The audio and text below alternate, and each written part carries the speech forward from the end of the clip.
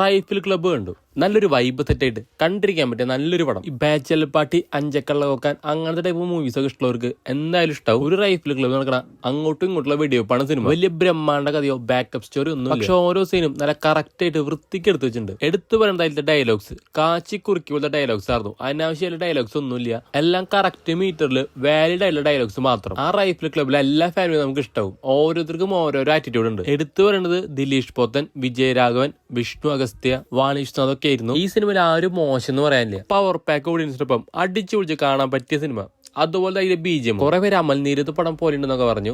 എനിക്ക് ജസ്റ്റ് ഒരു model flavour തോന്നിയെങ്കിലും ബാക്കിയൊക്കെ ഒരു വേറെ രീതി മേക്കിങ്ങിനായിരുന്നു ആഷിക് കപൂറിന്റെ. മാർക്കോക്ക് ഇടയിൽ ഈ സിനിമ മുങ്ങിപ്പോയിരുന്ന ഒരു ആഗ്രഹം ഉണ്ട്. എനിക്കൊരു പക്ഷെ മാർക്കോക്കാലും ഒരു പൊടിക്ക് ഇഷ്ടമായത് ഈ പടാണ്. മാർക്കോ എന്ന് പറഞ്ഞാൽ ഫുൾ വയലൻസ് ആ സംഭവമൊക്കെ വെച്ചിട്ട് ഇന്ത്യയിൽ ഇതുവരെ കാണാത്ത അറിയാൻ അല്ലാതെ ഇതുവരെ കാണാത്തൊരു മോഡൽ പടം. പക്ഷെ ഇത് വേറൊരു ടൈപ്പ് വൈബ് സെറ്റ് പടമാണ്. തിയേറ്ററിലൊക്കെ ആസ്വദിച്ച് കണ്ട് ചിരിക്കാനും ഭയങ്കര